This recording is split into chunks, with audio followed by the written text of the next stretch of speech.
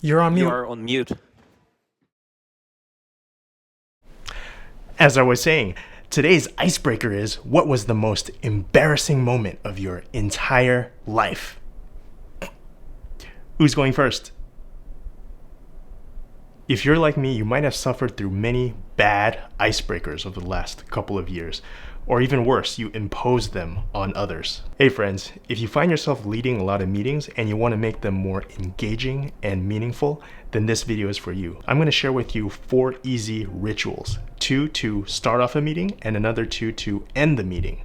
And I promise you, you're not going to turn into the next Michael Scott. These 4 rituals come from a book called Rituals for Virtual Meetings. It's this 300-page book that talks about the theory and science of why virtual meetings suck and how can they be much better if you simply apply a couple of insights from very diverse fields such as game design, psychology, organizational behavior, cinematography, cognitive science, even mystical traditions. Besides theory, it's also a very practical book. It gives you 64 rituals that are almost like recipes that you can sprinkle into your meetings and make them much more engaging, meaningful, and productive. But in this video, I'm just going to focus on the 4 that are easiest to apply for regular work meetings.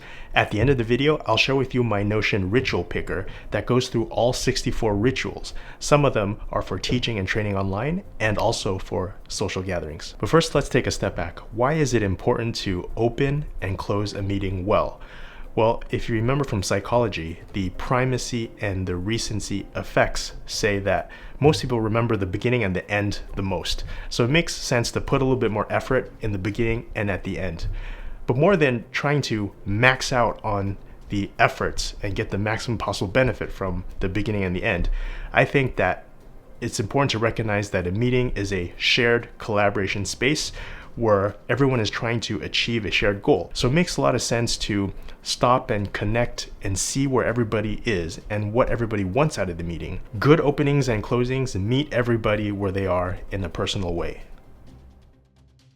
One important concept from the book that will help you understand the 4 rituals in this video is the difference between a ritual and a routine. Both of them start with R's and they kind of almost mean the same, but there is a really key difference between the two. A routine is something you do without being very conscious of it or having a lot of intention, whereas a ritual is something much more elevated. A ritual, you are mindful of what you're doing and you are intentional about it, and there's a lot of meaning inside the ritual. Will rituals make you rich? Hope you get rich. Putting rituals into your meetings might not make you rich, but they will definitely make your meetings richer. All right, so now I'm gonna give you 2 openers for meetings. The first one is called Hi by Name and is by far the easiest one of them all. It requires no preparation time. All you need to do is explain it for 30 seconds in the beginning of the meeting. Everyone goes for 5 seconds at a time until it's all wrapped up. This ritual works best for groups with 20 people or less. As the facilitator, you start by saying hi to one person by name. Then that person says hi to another person by name, and so on. But you can't say hi to someone that someone else has already said hi to. So there are no repeats, but one by one, everyone is greeted once by name. And once everyone has been greeted, that last person says hi to the facilitator. The facilitator thanks the group and immediately goes into the next item on the meeting agenda. The key is to be warm, enthusiastic, and be fast. The reason it's a good one is, imagine you go into a online meeting and you're a bit late and you come in and there's already 2 or 3 people having a conversation. You didn't catch the early part of the conversation, so you can't really jump in. And so you just kind of stay and observe for a while. And meanwhile, other people come into the room as well. And most of the people aren't greeted by name and no one acknowledged you. So it's this whole awkward time when there's people filtering in and maybe 1 or 2 people are talking. Now, if you're the facilitator of the meeting, you might want to greet everybody, but it gets to be really tiring when you have to keep track of who you said hi to, who you greeted, who you didn't.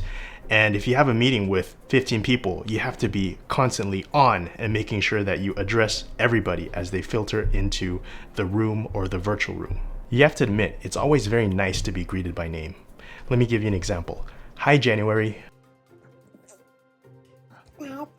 The second meeting opener is called On Purpose, and just like the first one, doesn't require any preparation at all. It's good for both small groups and large groups, and you only need about 2 to 3 minutes of time at the beginning of the meeting. And the prompt is, why are you at this meeting today? Given the topic, what is the one thing that you want to get out of our time together?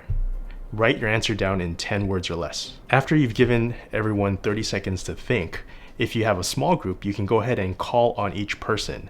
And be sure to enforce the 10-second rule so it doesn't drag on.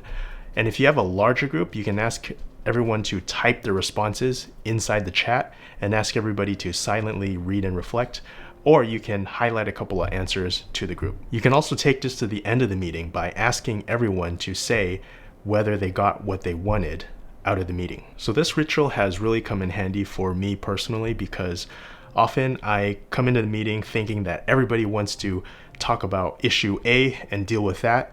But through this opener, you quickly find out that, hey, maybe some people are really interested in B, or some people really want to talk about C. So this whole activity really frames everything together so that you maximize the attention of the whole group and everyone gets something out of the meeting.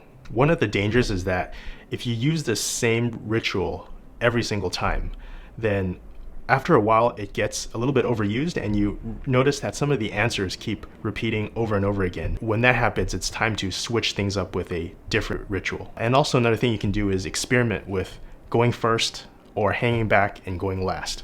So I find that if you go first, a lot of the answers later might get influenced by what you said, but if you hang back and go last, you hear a lot of interesting answers. So those were my 2 favorite meeting openers from the book. By now, you've made it to the middle of the video. If you're new here, welcome to my channel. My name is Kelvin, and in this channel, I talk about product reviews, personal growth, and self-improvement. Coming up next are my 2 favorite meeting closers from the book.